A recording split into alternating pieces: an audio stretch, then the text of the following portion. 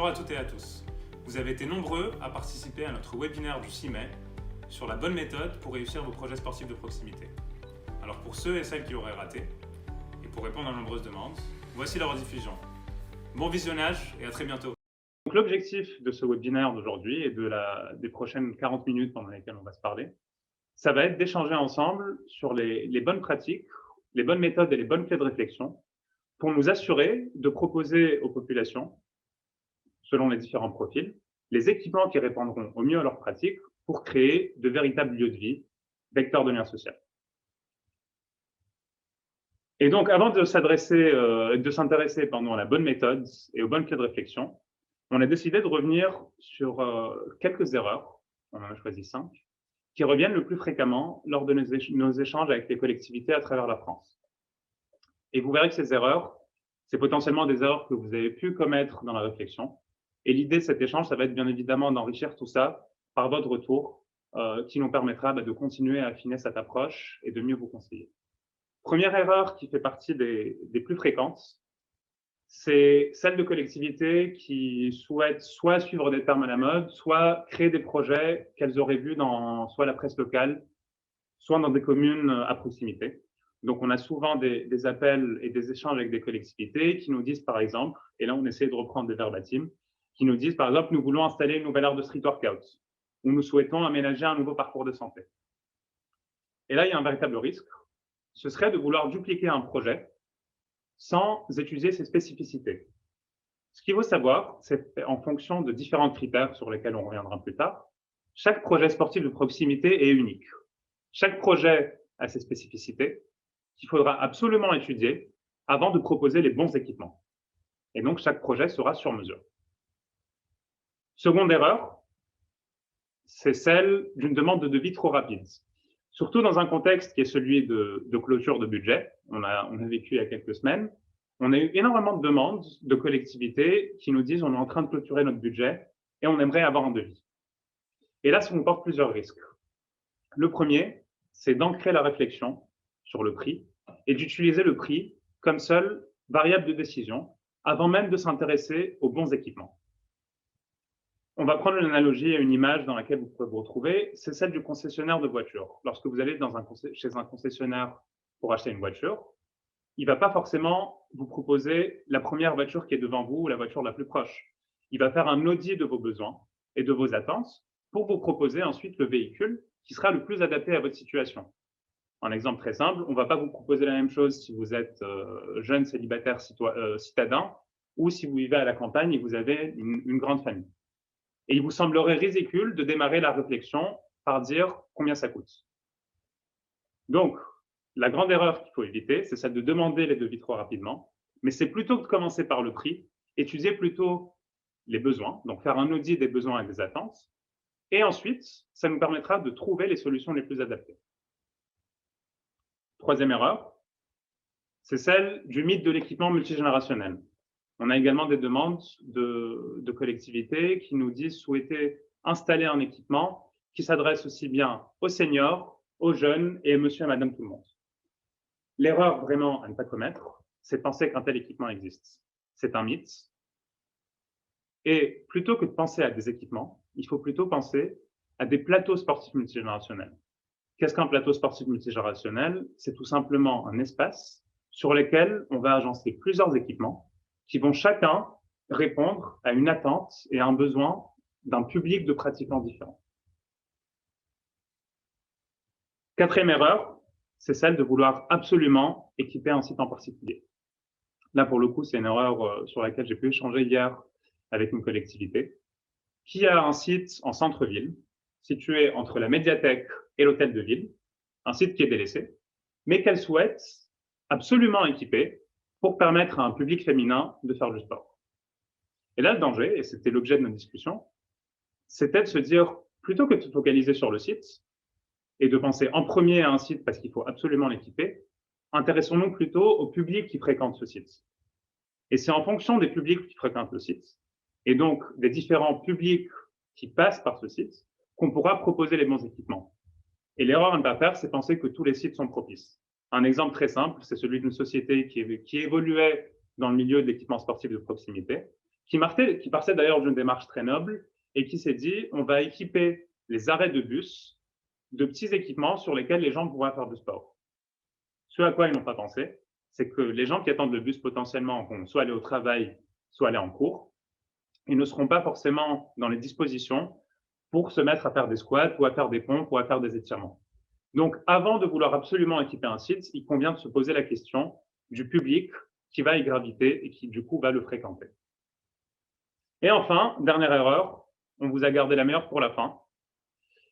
Elle peut paraître contre-intuitive, mais la pire chose qu'on pourrait faire pour choisir les bons équipements, c'est de penser en premier aux équipements. Et ça va être d'ailleurs une belle transition vers l'approche qu'on va vous exposer ensuite. Plutôt que de penser aux équipements, qui constituent la solution, il faut penser aux besoins. Les besoins et attentes de vos publics sportifs qui vont utiliser ces équipements. Et c'est en fonction de ces attentes-là et de cet audit qu'on aura fait en amont qu'on pourra proposer les bons équipements pour créer ces lieux de vie multigénérationnels. Maintenant qu'on a étudié ces différentes erreurs et ces différentes, on va dire, ces différents pièges qu'on pourrait faire lorsqu'on conçoit les projets, on va s'intéresser à la bonne approche qu'on a développée au cours des dernières années, qui nous a permis d'accompagner aujourd'hui près de 250 collectivités pour créer des plateaux sportifs qui, avec le temps, sont de plus en plus réussis. Alors, bien évidemment, les premiers étaient parfois objets des mauvais choix d'équipement. Aujourd'hui, l'objectif, c'est vraiment de proposer des équipements qui soient utilisés au mieux par les populations. Et pour ça, on a identifié 2 critères clés, vraiment 2 angles de réflexion qui nous semblent indispensables pour proposer les bons équipements au bon public sportif. Les 2 critères. Le premier, c'est celui de votre site d'implantation. Donc, vous avez sûrement dans votre ville des complexes sportifs, vous avez des voies pédestres et des pistes cyclables, vous avez des parcs, des jardins, des squares, ou vous avez des voies douces qui vont être par exemple en bord de mer ou en bord de fleuve. Ces différents sites ne pourront pas et ne devront pas accueillir les mêmes équipements, pour une raison qui est très simple et qui nous amène à notre deuxième clé de réflexion, qui est celle de l'audience ou du public sportif. Donc, vous avez des joggeuses et des joggeurs, ou des cyclistes, qu'on pourra appeler des pratiquants libres, et dont le nombre ne fait qu'augmenter au fil des années, on l'a dit en introduction. Vous avez des seniors, vous avez des randonneurs, vous avez des groupes sportifs et des associations, et vous avez également des groupes scolaires. Ces différents publics ont des attentes différentes et ont des besoins différents, et parfois fréquentent des sites différents. Et donc, vous comprenez bien que si vous souhaitez, par exemple, équiper un complexe sportif qui est fréquenté par vos associations et occasionnellement vos pratiquants libres, vous ne proposerez pas les mêmes équipements que sur un square qui est fréquenté par des seniors qui font de la marche ou par des enfants qui viennent avec leur maman. Et donc, l'étude de ces 2 critères est vraiment indispensable avant même de penser aux équipements. Et c'est là qu'on revient et vous comprendrez le parallèle avec ces erreurs qu'on a évoquées juste avant. Donc, il faut absolument analyser ces 2 éléments pour vous assurer de proposer les bons équipements. L'étude de ces 2 critères constitue donc la première étape de votre projet. Et c'est donc l'analyse et l'étude de vos besoins. Et ça, c'est indispensable, comme on l'a dit, pour proposer les bons équipements. Et ce n'est qu'après, dans une seconde étape, qu'on va étudier les contraintes pour pouvoir vraiment s'y adapter. Les contraintes, elles sont de 2 ordres. Donc, bien évidemment, on parlait tout à l'heure du budget, et c'est le nerf de la guerre. C'est tout à fait normal et il faut forcément s'y pencher. Et le second, bien évidemment, c'est également une contrainte technique, c'est celle de la superficie dont vous disposez. Et donc, si on prend d'un côté vos besoins, donc les besoins de vos pratiquants, et d'un autre côté vos contraintes, donc la superficie dont vous disposez et la surface dont vous disposez, on va pouvoir proposer des plateaux sportifs sur mesure. Pour proposer ces plateaux sportifs sur mesure, c'est la seconde étape, on va devoir concevoir votre espace et on va devoir le concevoir sur le papier, mais également grâce à des modélisations 3D, à des plans et également des intégrations in situ. C'est ce qui vous permettra de vous projeter dans ce nouveau lieu de vie, potentiellement de le soumettre à vos publics en présence, donc soit vos associations, soit vos conseils de quartier, et vraiment avoir leur retour. Et c'est ça qui vous permettra de garantir que ces équipements seront véritablement utilisés. Donc, on vous a mis quelques exemples de manières dont on pourrait travailler et de plateaux sportifs qui pourraient naître de ces 2 premières étapes, donc l'étude des besoins et des contraintes, et ensuite la conception sur mesure. Et on arrivera sur des modélisations 3D qui peuvent correspondre à des petits espaces comme celui-là, qui va accueillir aussi bien des associations sportives dans le cadre de séances de préparation physique, pour faire de la motricité, de la coordination, des exercices de renforcement musculaire, que des équipements qui vont aussi bien s'adresser à vos joggeurs, vos cyclistes, vos pratiquants libres, que potentiellement des groupes d'adolescents qui aimeraient faire ce qu'on appelle du street workout, qui est un terme un peu barbare, qui en français est appelé la calisthénie, mais qui en fait n'est rien d'autre qu'un agencement de figures de renforcement musculaire.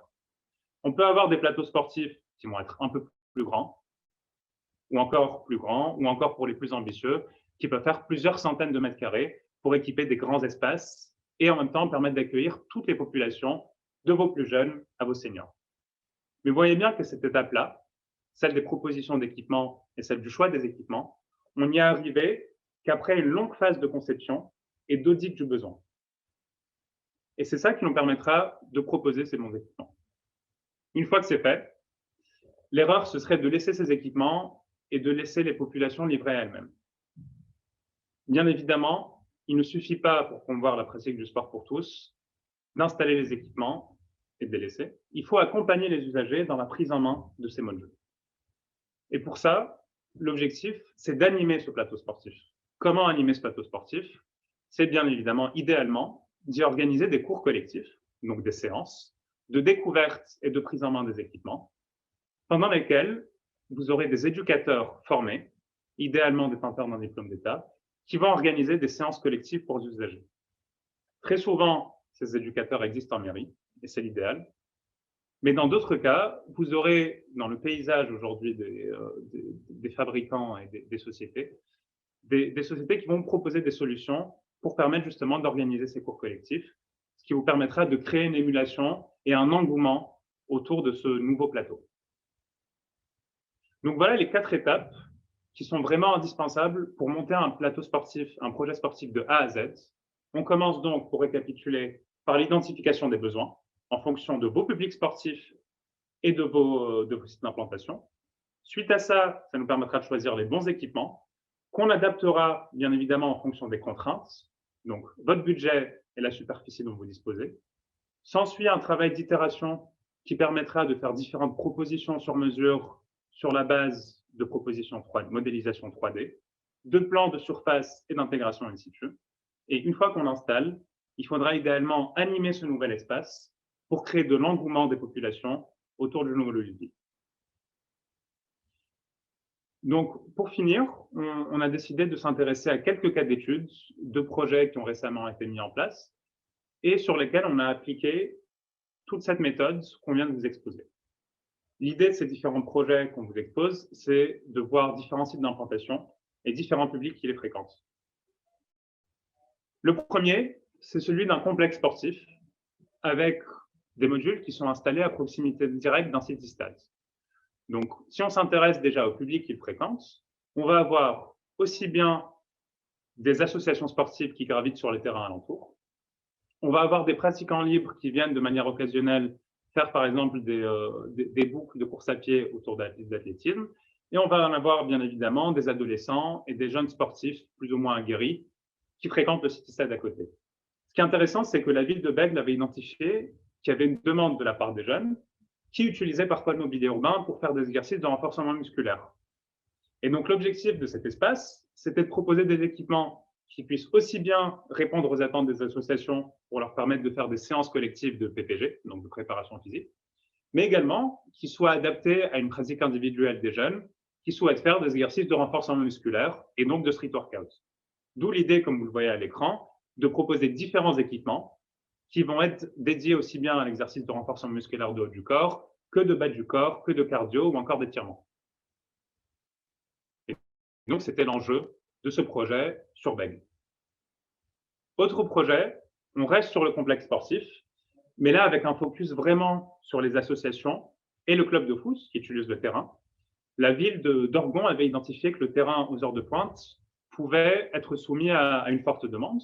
Et donc, l'objectif, c'était aussi bien de désengorger le terrain aux heures de pointe que de proposer un espace qui soit complémentaire et qui permette aux joueurs d'améliorer leur pratique et d'améliorer leur performance.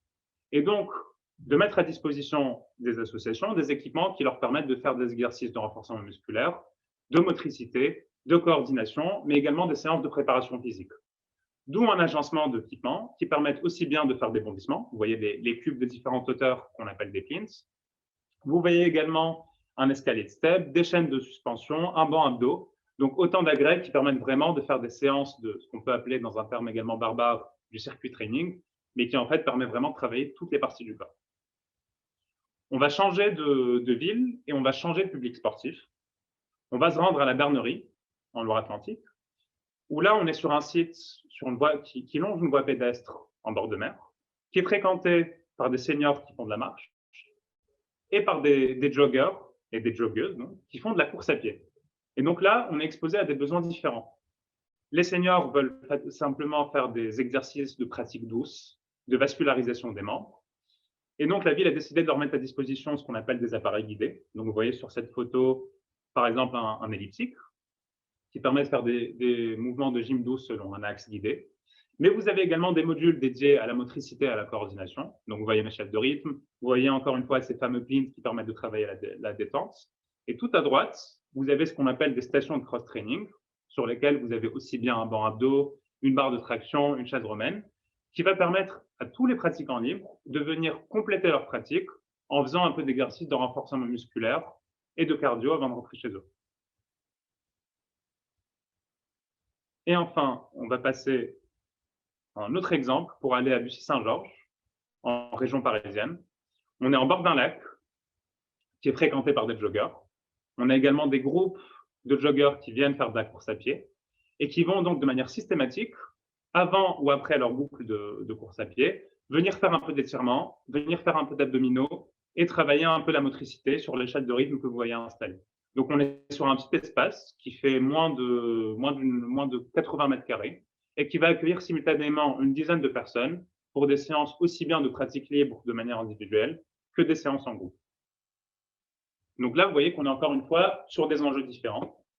Et enfin, le dernier exemple, encore en région parisienne, et qui pour le coup là, diffère un peu de tout ce que vous avez pu voir avant, c'est celui de Ollainville, qui a décidé de réaménager un plateau EPS qui était à proximité d'une école. Et là, on est sur un public différent qui est celui d'un public de jeunes et de groupes scolaires. L'idée était de mettre à disposition de ces groupes scolaires et donc de ces professeurs d'EPS un plateau dédié à l'organisation des cours d'EPS, mais également de toucher toutes les associations sportives de la ville pour leur permettre de réaliser des séances également de préparation physique et de développement des qualités motrices. On pensera notamment aux associations d'athlétisme, par exemple, qui font énormément d'exercices de motricité dans le cadre de leurs entraînements. Et donc, ce plateau de PS, qui fait quasiment 150 mètres carrés, a pour objectif d'accueillir tous ces publics différents. Alors, on vous a mis à la fin le mot du maire de la ville qu'on a reçu la semaine dernière, parce que Clémentine de chez nous lui avait envoyé les photos, et qui nous a dit qu'il n'avait que des retours positifs et des compliments de la part des administrés, quels que soient les âges. Ce qui est intéressant, c'est qu'un équipement qui était au début pensé pour les groupes scolaires, et donc les plus jeunes, finalement ravit les différentes tranches de population jusqu'aux plus âgés. Donc, vous avez vu qu'on peut étudier différents projets, aussi bien sur des plateaux EPS, des bords de mer, des complexes sportifs ou des abords de city-stades, avec à chaque fois des publics différents, donc aussi bien des groupes scolaires, des seniors que des jeunes sportifs aguerris, et que les équipements vont donc différer, et que la superficie de ces plateaux va forcément différer. Et bien évidemment, le budget va avec. Donc voilà, on a refait le tour de ces différents projets. L'idée maintenant, c'est peut-être de passer aux questions qui nous permettront d'y répondre et de revenir potentiellement sur différents points. Donc, on va vous laisser on va vous ouvrir le micro. Enfin, vous pouvez maintenant activer votre micro et je me ferai un plaisir de répondre à toutes les questions que vous pouvez avoir. Je vais peut-être arrêter le partage de mon écran. Voilà. Oui. Oui. Bonjour. Oui, bonjour, monsieur Taillé. Bonjour, monsieur Taillé. Ville d'Anzin, dans le Nord. Alors, oui. Au niveau entretien et maintenance des équipements. L'entretien et la maintenance des équipements? Oui. C'est ça? Oui, alors ça dépend bien évidemment des équipements que vous installez. Vous avez des équipements qu'on appelle les appareils de fitness guidés, sur lesquels vous allez avoir des systèmes en mouvement, donc soit des vérins, soit des systèmes de roulement à billes. Bien évidemment, il n'y a pas de secret, vous aurez potentiellement plus d'entretien et plus de casse sur ce type de module. Il se trouve que ce module ne répond pas à tous les pratiquants. Comme on l'a dit tout à l'heure, il faut toujours commencer par les types de publics sportifs. Les appareils s'adressent à un public particulier qui est celui des seniors. Donc, typiquement, si votre projet ne s'adresse pas à des seniors, il faudra éviter de proposer ces équipements-là, parce qu'ils seront délaissés par les populations. D'ailleurs, ce qu'on voit souvent, c'est des vélos elliptiques ou des vélos qui sont détournés par les enfants, qui risquent de se blesser. Ça casse beaucoup plus vite, et donc vous aurez beaucoup plus d'entretien. Par contre, vous avez également des structures fixes. Donc, toutes les stations, par exemple, que vous avez vues tout à l'heure, ou ces fameuses barres de street workout, ou ces éléments de motricité, c'est des systèmes fixes sur lesquels vous aurez beaucoup moins de maintenance et beaucoup moins d'entretien. Donc, vraiment, tout dépend des équipements que vous installez. Le but étant que ce soit adapté à vos publics. Et ensuite, bien évidemment, vous aurez des préconisations d'entretien et vous aurez des durées de garantie selon le fabricant et selon les équipements que vous installez. Merci. Je vous en prie. Je vois également que, alors je vais peut-être laisser à Gabin et Julien le soin de me dire, je vois qu'il y a différentes questions. Ouais. Tu as Magali Guillot qui te pose une question sur le sol de sécurité tout à l'heure. Exactement. Alors, je reprends la question. Bonjour Madame Bigot, donc effectivement c'était une question sur le sol. Oui, bonjour. Bonjour, bah, je vais vous laisser le soin de la poser du coup.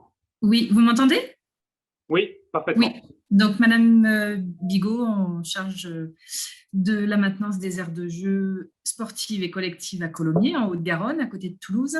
Au niveau du sol de sécurité, alors moi j'ai déjà des structures de street workout, cardio trading, une aire de jeu assez complète. J'en crée une deuxième qui verra le jour dans un mois. Je veux continuer dans cette dimension parce qu'il y a beaucoup de demandes effectivement au sein de la collectivité. Les retours sont très positifs. Et justement, je regardais sur les photos un petit peu au niveau des sols ce que vous utilisiez. Alors, je sais qu'il y a des street workouts qui ont une hauteur de chute. Donc, qu'est-ce que vous préconisez ou en tout cas, qu'est-ce que vous mettez-vous en œuvre sur les différents sites que vous nous avez montrés? Et puis, de manière générale, est-ce que c'est un béton balayé classique? D'accord. Alors, pour répondre à la question, il faut savoir qu'il y a une norme de sécurité qui régit les équipements, qui est la norme européenne EN 630. Et cette norme va stipuler la nécessité d'installer certains types de sols en fonction des hauteurs de chute. Cette norme dit, pour caricaturer à l'extrême, que dès lors que vous avez des hauteurs de chute qui sont supérieures à des points de suspension, pardon, pour faire plus simple, qui sont supérieurs à 2 mètres, il faut installer un sol amortissant. Ce sol amortissant, ça peut être des sols en EPDM, comme vous les avez sur les aires de jeu pour enfants, mais ça peut également être du gazon, ça peut être du sable si on est en bord de mer. L'important étant qu'il y ait une caractéristique amortissante au sol. Pour tout ce qui est hauteur de chute inférieure, donc si on prend par exemple l'exemple des barres de traction, très souvent sur ce type de module, si vous avez des barres de traction qui sont en dessous de 2 mètres, vous pouvez tout simplement faire reposer vos modules sur une simple dalle de béton. C'est pourquoi sur les équipements et les photos que vous avez vu défiler, vous en avez qui sont installés sur du béton. Donc typiquement, tout ce qui est module de motricité, donc les modules au sol, et les stations de cross-training, avec des barres de traction qui sont à 1,98 m, vous pouvez faire reposer sur une dalle de béton, ce qui représente une économie substantielle en termes d'investissement lié au sol. Par contre, pour les modules de street workout, qui sont en général un agencement de barres très souvent à plus de 2 mètres, là, il faut mettre un sol amortissant. Donc, on travaille avec des villes qui décident de les mettre sur du gazon. Et on a également d'autres qui décident d'investir sur un espace avec du sol amortissant, donc un EPDM, qui a parfois plus de 50 mm d'épaisseur, ce qui représente bien évidemment un investissement à prendre en compte dans votre enveloppe globale.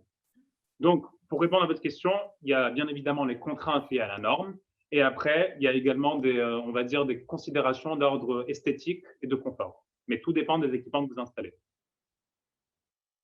Le gazon synthétique, c'est des choses que vous utilisez, non, dans vos réalisations? C'est possible également, c'est bien évidemment. Le gazon synthétique, alors encore une fois, il y a du gazon synthétique qui est amortissant, donc avec une sous-couche amortissante, et il y en a qui est juste vraiment un revêtement de l'esthétique. Donc, sur les plateaux de cross-training et les éléments de motricité, on peut très bien installer du gazon synthétique pour donner vraiment une dimension sportive à l'espace. Et d'ailleurs, ça fait très sympa et ça a une belle esthétique. Par contre, en dessous de certaines barres qui sont à plus de 2 mètres, Là, il faudra qu'en dessous de votre gazon synthétique, vous ayez une petite sous-couche amortissante. Ok, je vous remercie. Je vous en prie. Alors, on avait ensuite peut-être Gabin, tu peux me dire… Monsieur Convert. Oui. Monsieur Convert. Oui, bonjour. Merci pour votre présentation. Du coup, ouais, c'était sur l'approche que vous posiez au départ, là, sur l'analyse des besoins, le site d'implantation. Oui.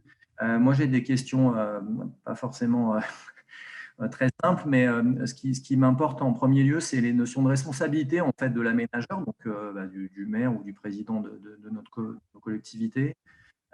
Puisque du coup, si on laisse des pratiques, notamment en libre accès, qu'en est-il des usages qui sont soit effectivement nature à accidentologie, voire à dégradation, et puis je vais même jusqu'à imaginer des utilisations par des publics, en tout cas par des coachs privés qui pourraient réunir des usagers sur un ouvrage public et puis être rémunérés contre des prestations d'utilisation. Mais voilà, en cas de mauvaise utilisation, voire d'accidentologie, on se retrouve propriétaire de l'équipement, devant, comme le citaient les collègues auparavant, en assurer la bonne maintenance, évidemment la sécurité, mais être aussi peut-être à rendre des comptes en cas d'accident. Donc, est-ce que vous avez aussi une approche juridique pour nous accompagner si le choix se porte sur Airfit pour aménager? Est-ce que les collègues ont déjà aussi, comme on l'a avec les aires de jeux pour enfants, une expérience ou des bonnes pratiques pour sécuriser ça?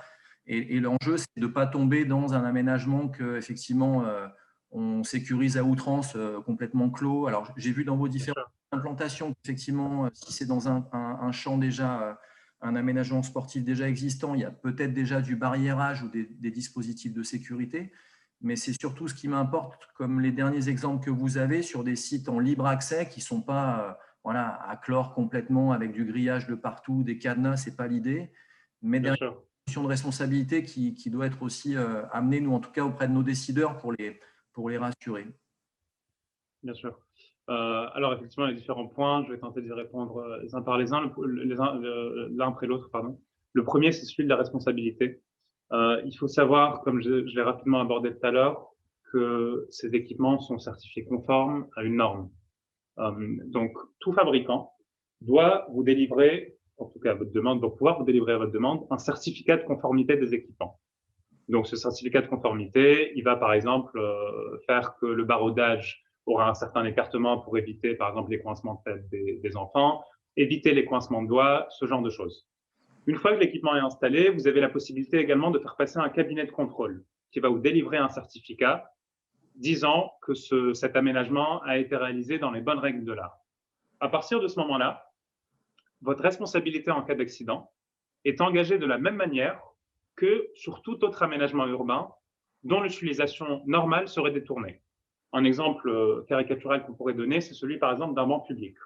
À partir du moment où vous installez un banc public dans les bonnes conditions et dans les bonnes pratiques, si un usager décide de monter dessus et de sauter sur le sol la tête la première, bien évidemment, c'est malheureux, il va se blesser, mais votre responsabilité ne saura être engagée.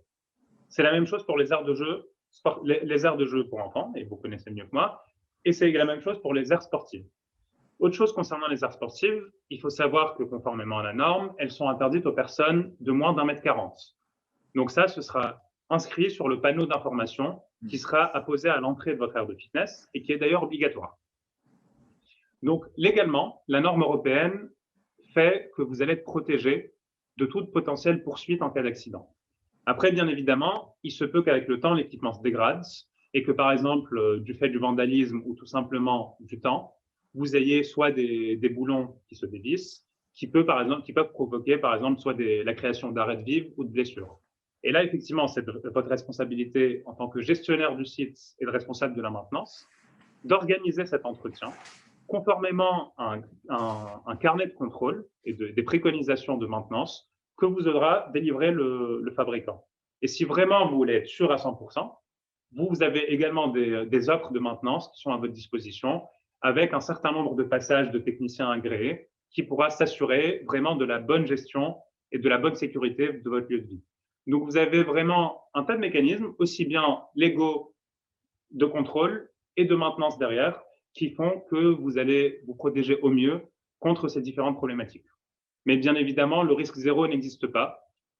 Et on ne peut pas, malheureusement, dans certains cas, empêcher des usagers, soit mal intentionnés, soit qui détourneraient les équipements, de se blesser. Mais en tout cas, le but, c'est que les équipements soient pensés pour. Donc, par exemple, vous n'avez pas de charge libre, vous n'avez pas des poids qui peuvent tomber comme dans une salle de sport. Le but étant que les exercices puissent être réalisés avec le poids du corps pour éviter toute blessure.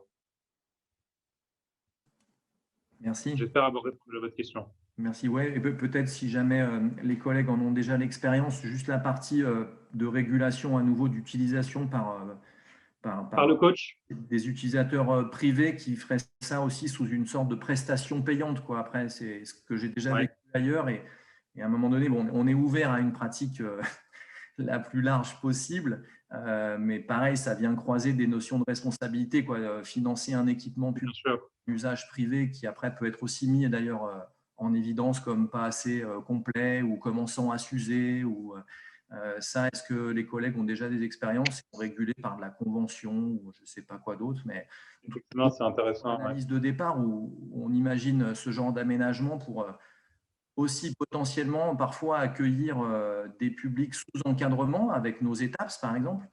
La crise Covid nous a interdit beaucoup d'activités en intérieur qu'on aurait peut-être pu proposer en extérieur quand c'était autorisé. Et du coup, ça peut être aussi, voilà, pas qu'un palliatif à ce genre de crise exceptionnelle, mais si jamais ça devait durer, on peut imaginer aussi un usage plus régulier. Enfin voilà, ce genre de questions qui me viennent là en termes d'organisation générale. Mais sinon, très bien pour la présentation, merci. Et les ouvrages ont l'air efficaces.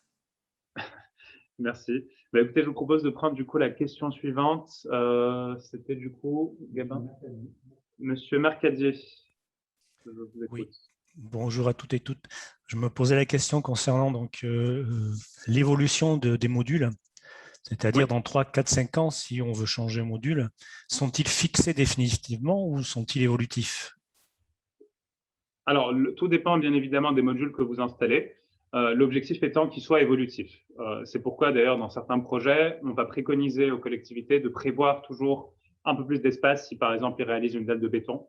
Parce qu'on se rend compte, et on a eu le cas, tout à l'heure je vous montrais par exemple la photo de Bussy-Saint-Georges, il se trouve que la ville a commencé par installer un petit module, donc c'était une station avec ce qu'on appelle nous les stations de cross-training avec 3 faces, donc 3 modules, c'était un banc abdos, une chaise romaine pour travailler du renforcement musculaire et des sangles de suspension pour travailler en ce qu'on appelle en proprioception. Vous excuserez le terme barbare, mais c'est juste pour dire en gros en déséquilibre. Et à côté, il est venu ajouter des modules pour travailler la motricité, donc une échelle de rythme, des steps pour travailler de la coordination et faire des exercices de cardio. Tout ça parce qu'elle avait prévu en amont une dalle qui était un peu plus grande. Donc ça, c'est totalement possible pour revenir à votre question. Les équipements ont été conçus pour être évolutifs. Et en général, s'ils évoluent, c'est que c'est bon signe. Ça vous permet de commencer par un petit aménagement pour tester vraiment le retour de votre population. Et en fonction de ça, de faire évoluer votre espace et de transformer, par exemple, une station avec 3 côtés en une station avec 6 ou d'ajouter des éléments de motricité par la suite pour accueillir encore plus de public. Si, par exemple, vous voyez que, comme le cas d'Olinville, on commence par vouloir toucher les groupes scolaires, la ville se rend compte que les associations sportives sont nombreuses à venir. Elle peut très bien se dire, voilà, on fait un second espace qui va plus être dédié aux associations. Donc oui, c'est totalement possible, effectivement, de faire évoluer l'espace dans le temps et de l'enrichir.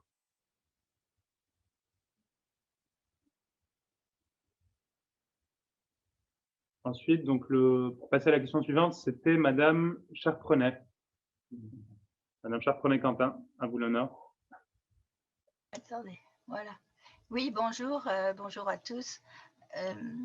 Moi, la question, c'est que l'espace dans lequel on pense installer des éléments sportifs est complètement naturel. C'est une grande plaine, il y a beaucoup d'espace.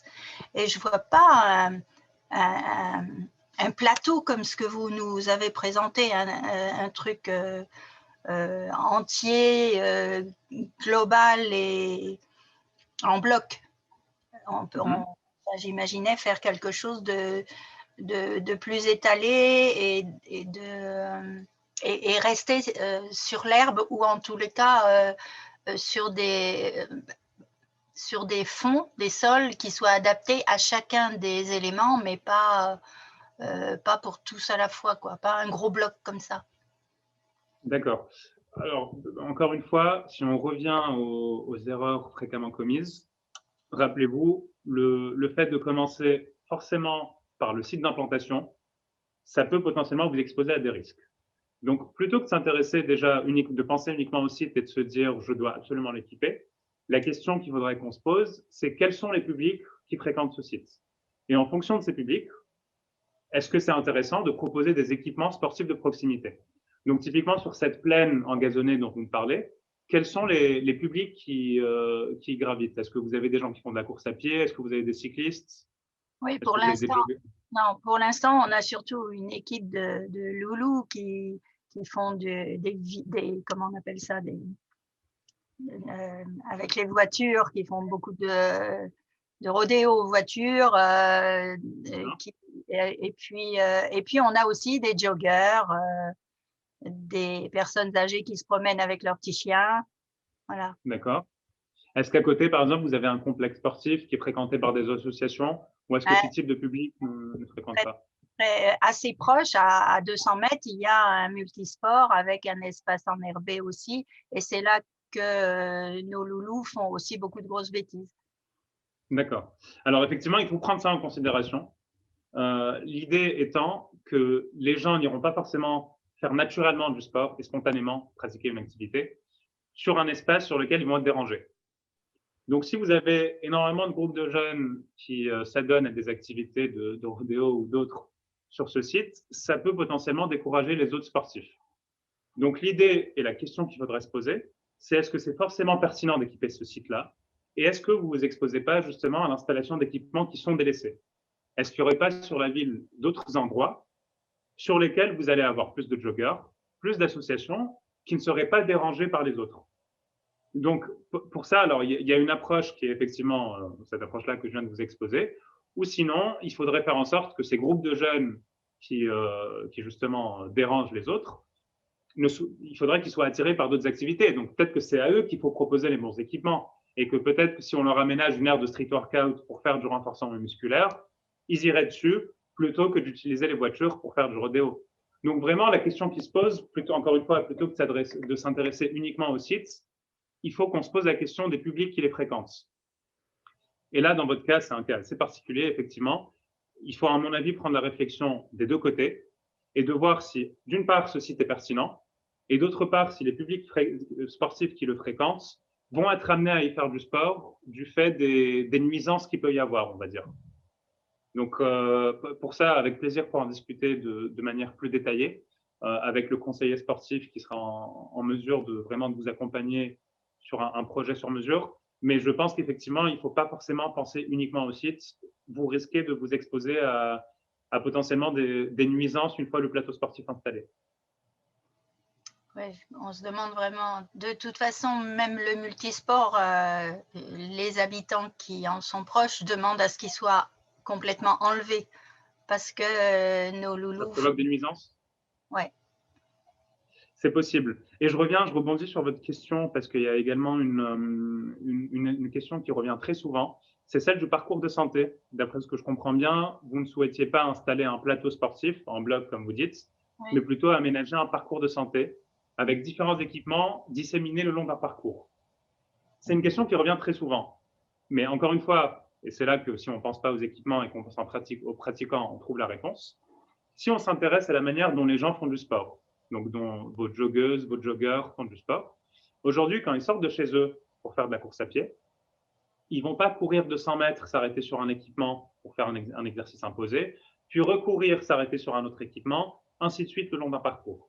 Ils vont plutôt sortir de chez eux, aller faire du sport, aller faire une course à pied, donc c'est leur activité vraiment principale, autour du lac, autour de pistes d'athlétisme, le long des pistes cyclables ou le long du bord de mer, donc sur un parcours de 2 km, 5 km, 10 km pour les plus courageux.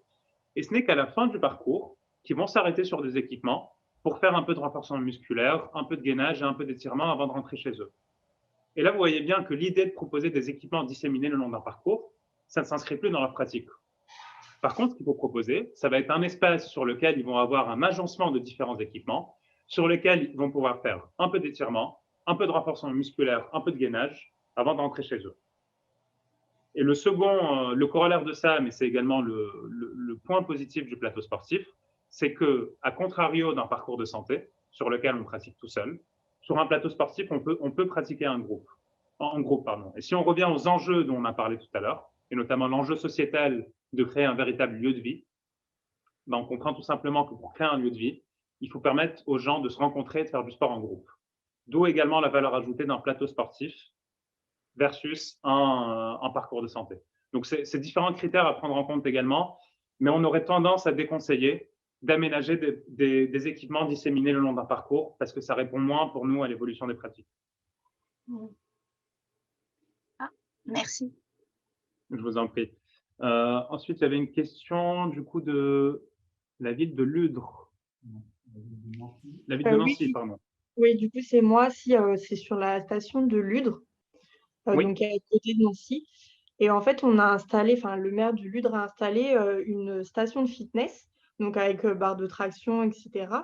Et en fait, il vise un public senior. Mais au vu de plusieurs entretiens, bah, on s'est rendu compte que cette station n'était pas forcément pour un public senior. Et du coup, je voulais Ouais. savoir si c'était possible d'amener quand même ce public-là sur cette station à travers des animations ou des choses comme ça. Alors, dans les faits, sans animation, je vous dirais non. Et si aujourd'hui on se parlait pour un projet et vous me disiez je veux toucher un public senior, la dernière chose vers laquelle on vous orienterait, ce serait la station. Encore une fois, si on s'intéresse aux pratiques, les seniors vont faire des exercices de gym douce, vont faire un peu d'étirement, vont faire un peu d'exercices de vascularisation. Et donc, la station ne sera pas la plus adaptée. Ils vont plutôt utiliser ce qu'on appelle des appareils guidés, donc des vélos, des elliptiques, des rameurs. Vous avez ce qu'on appelle les volants, les barreurs, donc vraiment des modules dédiés à la pratique douce. Et ça, s'ils ne sont pas accompagnés.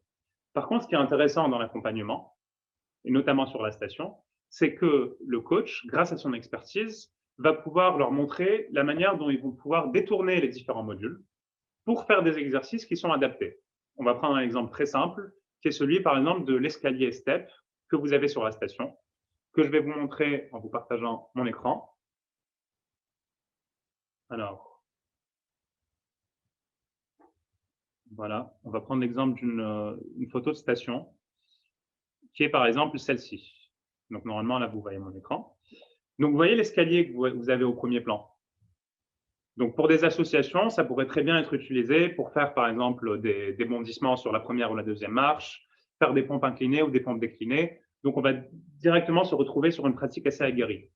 Par contre, le coach qui vient avec des seniors va pouvoir leur montrer la manière dont ils pourront utiliser cet escalier, tout simplement pour travailler le bas du corps de manière douce, en montant, par exemple, sur les marches pour travailler le maintien et l'équilibre.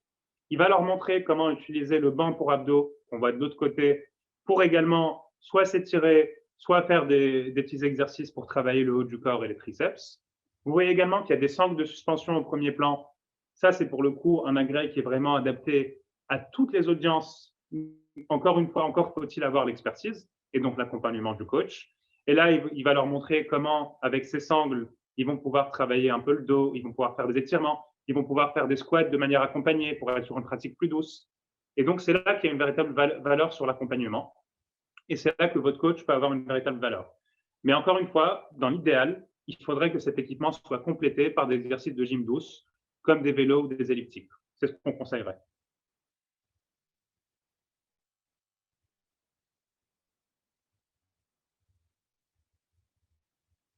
J'espère avoir répondu à votre question. Je ne sais pas si vous m'entendez. Oui, pardon. Oui, oui, vous avez répondu. Merci beaucoup. Très bien. Et sinon, juste pour conclure, autre module très adapté aux seniors, ce seraient les éléments de motricité qui vont permettre de travailler le maintien des capacités motrices jusqu'à un âge très avancé. Et donc, on peut très bien, là, sur ce que je vous ai montré tout à l'heure à Olinville, avec l'agencement d'échelles de rythme, de steps et de cubes de différentes hauteurs. Ce qu'on fait souvent, c'est qu'on va par exemple ajouter une main courante à côté pour permettre aux seniors de se tenir pendant l'exercice, pour garder l'équilibre, et en même temps travailler le maintien de ses qualités motrices. Donc, ça peut également être des aménagements très intéressants. Donc voilà, est-ce que vous avez d'autres questions? On arrive bientôt à la fin du temps. On a encore 5 minutes. Si vous le souhaitez, on pourra également déborder, mais je vois qu'il y a encore quelques personnes. Donc, n'hésitez pas à nous les poser.